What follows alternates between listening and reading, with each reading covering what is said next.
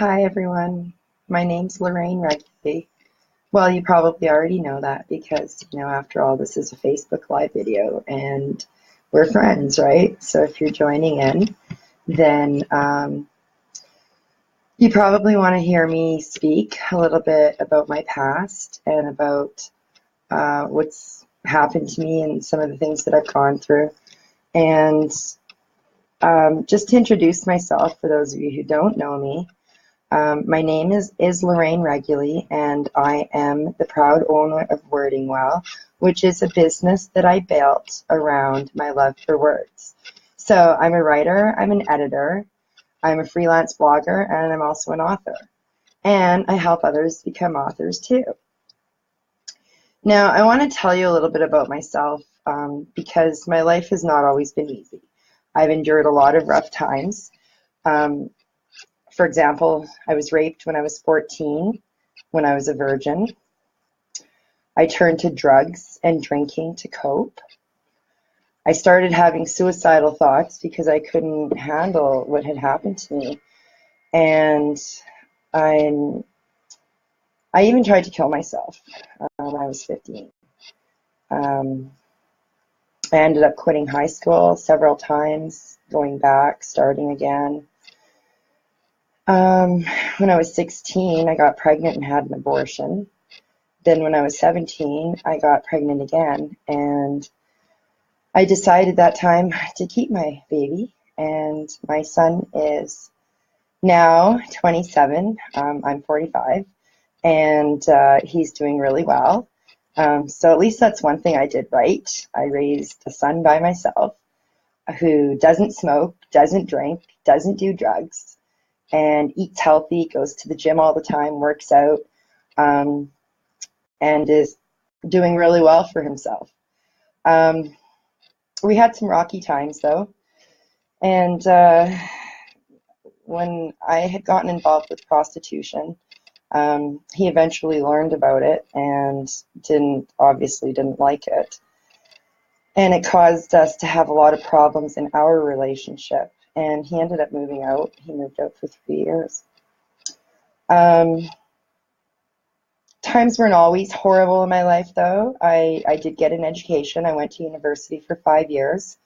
I obtained a BA, which is a Bachelor of Arts, and a BEd, which is a Bachelor of Education. And I became a high school math and English teacher, which I taught high school math and English for 3.5 years before I quit. And I actually quit teaching high school to return to prostitution because it paid more money, to be honest with you. However, I went through a lot of crap when I got involved with that, and I'm going to talk more about that in a few minutes. I'm using some notes right now to remind myself what to talk about, and this is actually based on a speech that I gave when I was at the library back in June, promoting my book and talking about my recent book that I wrote. Anyhow, after I had quit high school, 2 years later, I was in an accident where I almost lost my leg. And it was after that actually my son ended up hating my lifestyle, and he disowned me and moved out for 3 years. I had no contact with him whatsoever. That was the lowest point, I would say, of my entire life. And during that period, I ended up smoking crack, which is cocaine, hardened, cooked cocaine. I smoked it for 10 months during that time. And that's basically when I hit rock bottom. And I realized, you know what, I need to do something and change my life. I did not like how my life was going. And so I quit everything. Throughout my whole entire life, I had suffered from suicidal thoughts, at different periods. And that was a really tough time too. Then what happened is I actually almost died. My appendix burst, and I had to have emergency surgery. And when I was in the hospital, literally dying from that burst appendix, I realized, hey, I don't want to die. I want to live. There's so much I haven't accomplished yet. There's so many dreams that I still want to fulfill. And at that point, that was when I had that epiphany, and I realized, what, I have to reconnect with my son. I have to get him back in my life. I have to make some changes. I have to do all of the things that I want to do. So I did. I ended up finding out where my son was working. I called him at work, and we ended up talking. We ended up reconnecting. And it was because of our reconnection and because I had made those changes, those positive changes in my life, that he gave me a second chance, and we repaired our relationship. And it was because of him that I ended up buying my very first laptop, that I ended up starting a blog, that I ended up pursuing a writing career, which I've always wanted to do. Because when I was in university, I actually wrote a book about Canadian poetry, and I made 3 copies of that book. One was to submit to my professor, another one I actually sold to my computer teacher, and one I kept for myself. So this is a book. It's never been published. I'm thinking of publishing it now. So it's on my to-do list.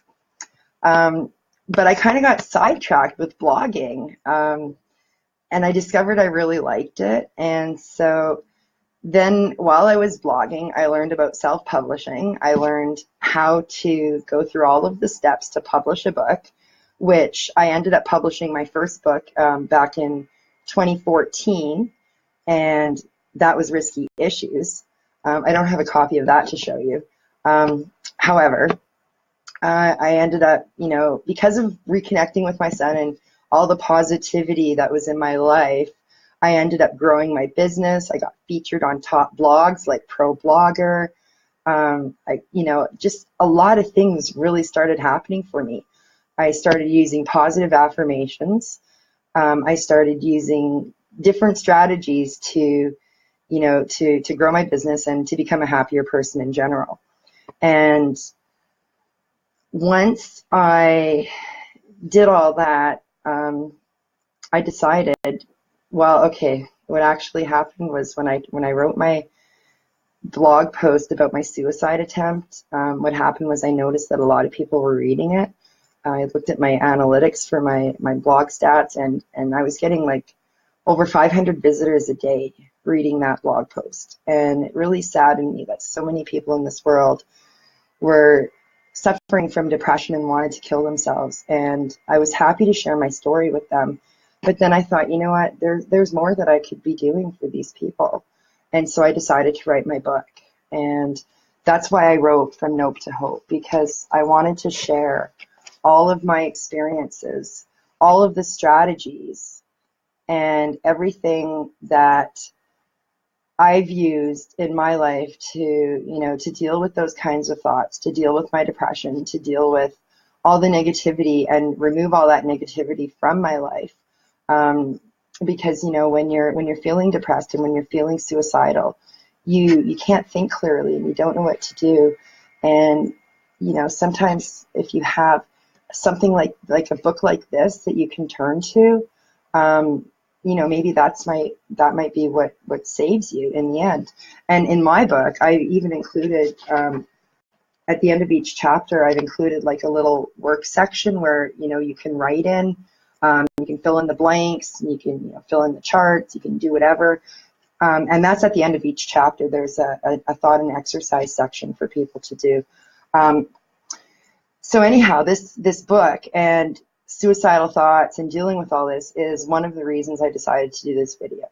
Not just to promote my book. Obviously, I want you, to buy it, and if you know somebody who might need it, to tell them about it. But because I share all of the strategies and the techniques that I've used to overcome my depression and suicidal thoughts so that I could live a happier and healthier life. And I don't think it's fair for me to keep all that information to myself. And so that's why I've decided to share it with everybody. So in this book, there's actually 5 true stories, including mine. There's 8 temporary and long-term coping strategies. There's 9 ways to release your negative emotions. There's 6 other ways to release negativity from your life. There's a whole chapter which I just actually turned into my latest blog post on Wording Well about using positive affirmations. So you kind of get a freebie there, because if you go to my blog, that's the most recent blog post. I just published it like 2 days ago. So you get a free chapter. I just wanted to let you know that, that's one of the things that I'm just kind of giving away. So it's how to change your mindset by using positive affirmations. Then there's how to use meditation, the law of attraction, and visualization. A whole chapter on that, and that's actually going to be the next blog post that I publish on my site. Just because, like I said, there's so much information that I have that I don't think I should keep to myself. I want to share it with everybody, and I want to do it for free. I've included 22 habits of a healthy lifestyle. I've included 9 ways to change your self-image. And that's something I've struggled with my entire life, because I've been overweight my whole life. And, even though people tell me that I look really good and that I'm pretty and whatever else, I still don't think highly of myself sometimes. But that's the depression that, that kind of takes over my mind. And so into dealing with that, I've had to, overcome a lot of that negativity and change my thoughts from negative to positive. So even though I'm still overweight, I'm working on it. I'm trying to change it. And I'm also feeling better about myself because of all the different things that I've been doing in different areas of my life. And that includes setting and attaining goals, which I've included a chapter in my book on that. I've also included 5 ways to conquer procrastination, because, we're all famous for that, right? And there's a couple of chapters on how to create your path to a happier life and how to make your happiness last. And like I mentioned earlier, there's a built-in workbook at the end of every chapter. And I also included a poem. And I've recited this poem before, but I want to recite it again because I think you'll get something out of it. It's called In One's Eyes. And it's also published on my website on Wording Well. So if you want a copy of it, you can feel free to look it up and just, go read it and whatever. So here it is. As I search into her eyes, I see loneliness and fears. Her face seems so empty, except for those few tears. These tears keep on flowing more and more from her eyes. She makes no sound at all, only distant, muffled cries. She wants to express her feelings on many a different thing, but she feels that if she does, only more loneliness it would bring. She wishes that she had a friend into whom she can confide, an understanding, caring person who would always be by her side. But instead she has no one to turn to in time of need. She feels like she is trapped and would very much like to be free. As I search deeper and deeper, I see more clearly into her eyes, because now the tears have stopped and no longer are her cries. They have disappeared, although not completely, for they continue deep down inside, but she now feels strong enough to regain her sense of pride. But again, her feelings weaken her, and again I see a familiar tear. She seems so far away from me, but yet she seems so near. I extend my hand to comfort her. I know I'm reaching in the right direction, but all I feel is the flats of the mirror, because I'm staring into my own reflection. So that poem, if you've ever, felt alone or have, been lonely or suffering from depression or something like that, I'm sure you could probably relate to it.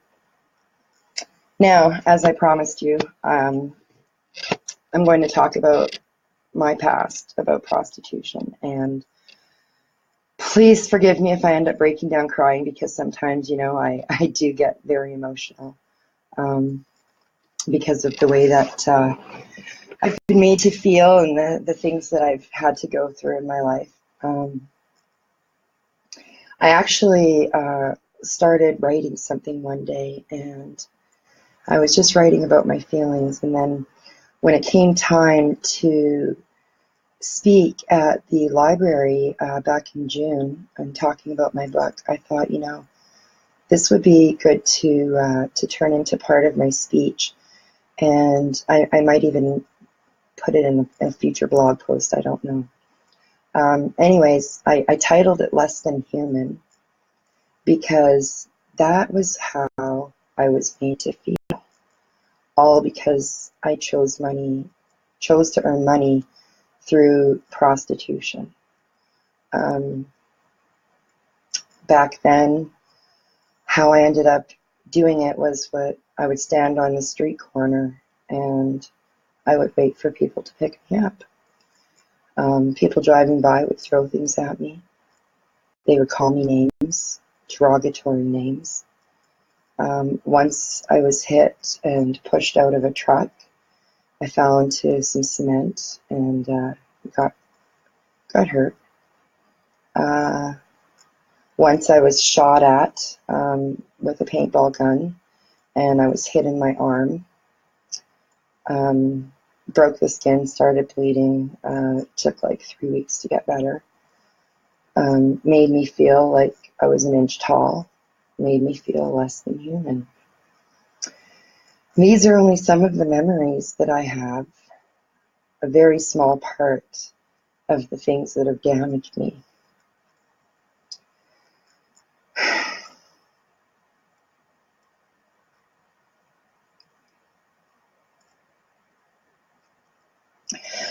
I don't like to remember these things, but, our memories are a part of our lives, and, that's just a fact. When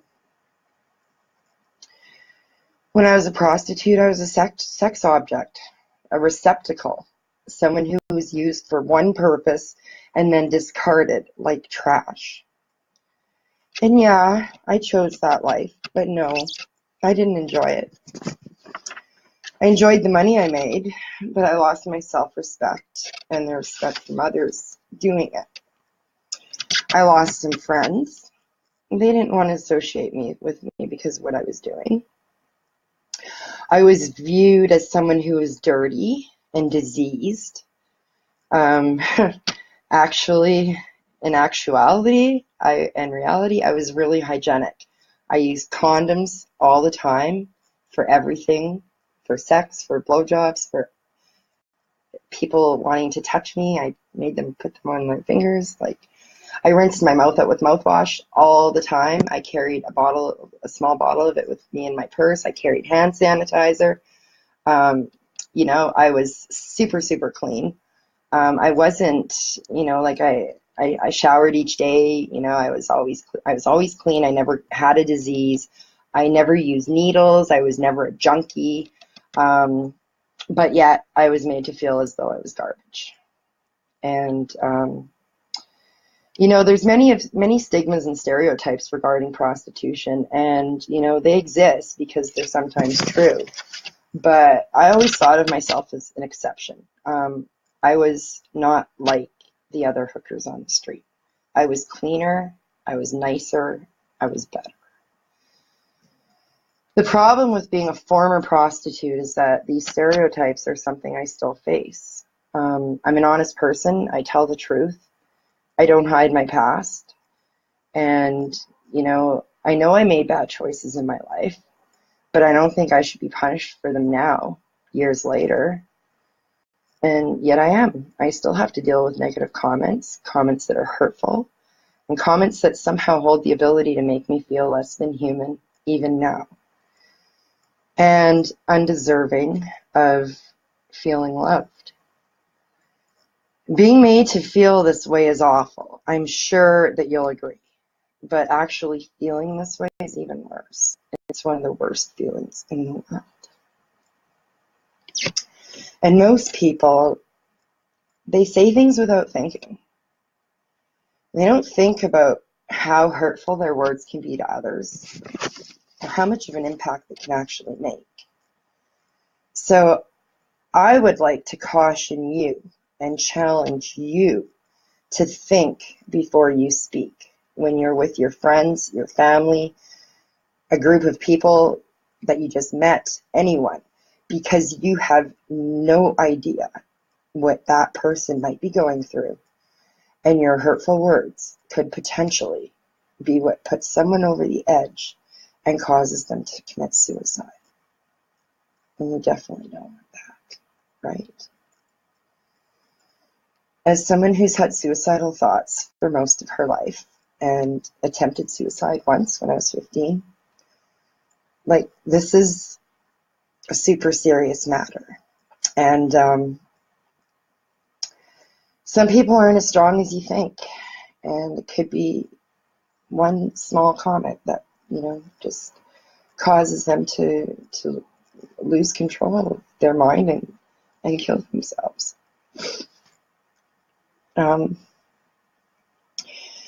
People look at me now and they think, oh, Lorraine, you're so strong. You've overcome so much. And, you're an inspiration to everybody and blah, blah, blah. But the truth is that I still have bad days. I still suffer from depression sometimes. And I am still emotionally fragile. I try and put on a happy face. I try and act strong. I try and pretend that things don't bother me, but inside, I'm often crying and I'm often depressed. Yes, I've learned how to deal with my depression and these suicidal thoughts. And now, I'm living a happier life, and I do have way more days where I'm happy than when I'm sad. And, that's a really good thing. But that's because I've used all of the strategies that I talk about in my book. And I use them regularly. And, weeks can go by and I won't even think about, anything at all. And, everything's going fine. But when I do get down or depressed or start feeling like something isn't quite right in my mind, I go back to those strategies. I turn to them. And now it's really cool because I actually have a book to read. Everything's all right there in one nice package. So I didn't write this book just for others. I wrote it for myself as well. People like me have learned to hide our feelings quite well.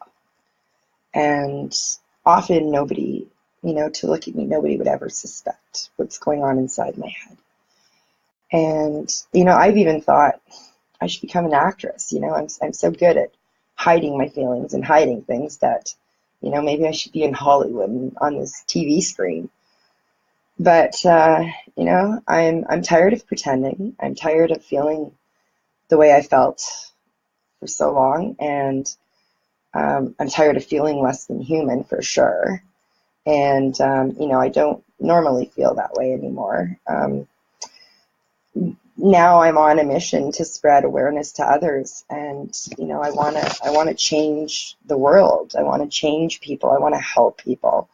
I've been helping, writing that blog post about my suicide attempt and listening to all the stories and comments that people have left for me, and reading emails that people have sent me, and telling me how I've saved them and how I've changed their life and how I've impacted them. I mean, it's so great to hear. Like, I never thought I would be in a position of, like, such power to be able to help someone actually save their life or change their life or make, such an impact on them. I also had no idea that blog post would end up on the first page of Google, which is why everybody started reading my story. I guess that's just a testament to my excellent writing abilities and my SEO knowledge as a blogger. So I thought that was kind of cool. But people experiencing suicidal thoughts, they feel less than human too. They feel trapped in their minds, and they feel like there's no answer, there's no solution. And I'm here to tell you that there is. I mean, there's strategies that you can use, there's techniques you can implement in your lives to make positive changes. I know because I did it. You know, I mean, I'm a freelance writer and author now. I'm a blogger. I have my own business. I'm living life according to how I want to live it now. And it's a great feeling. Um, you probably already know somebody who has suffered from depression. In fact, you might know a lot of people. It could be your brother, your sister, your mom, your dad, your aunt, your uncle, your husband, your wife, your cousin, your child, your best friend, somebody you went to school with, anybody. Most people with suicidal thoughts, though, they hide their feelings and they don't talk about them. They wait until it's too late and they only mention them in a suicide note right before they kill themselves. That's what happened to one of my friends. His sister killed herself. And when he told me about that, I couldn't believe it. Everything that him and his family went through. And so I actually invited him to share his story in my book. And obviously I changed the names of everybody who contributed their stories to my book just to protect their privacy and, you know, to avoid lawsuits and whatever else. But they're true stories, all from people I know, all from my Facebook friends. And, you know, it's really sad. And it's hard sometimes to recognize the signs of someone who's depressed or suicidal, because sometimes there are no signs. You know, people hide them so well. And that's why it's really important to talk about these issues and to get things out in the open and to raise awareness about this. You know, because it is such a sensitive issue, and it's hard to tell who's feeling this way just by looking at them. So that's one of the reasons why I want to urge you to always think about what you say to other people. Consider how hurtful your words could be, and instead try and be understanding and sympathetic, and treat others the way that you want to be treated.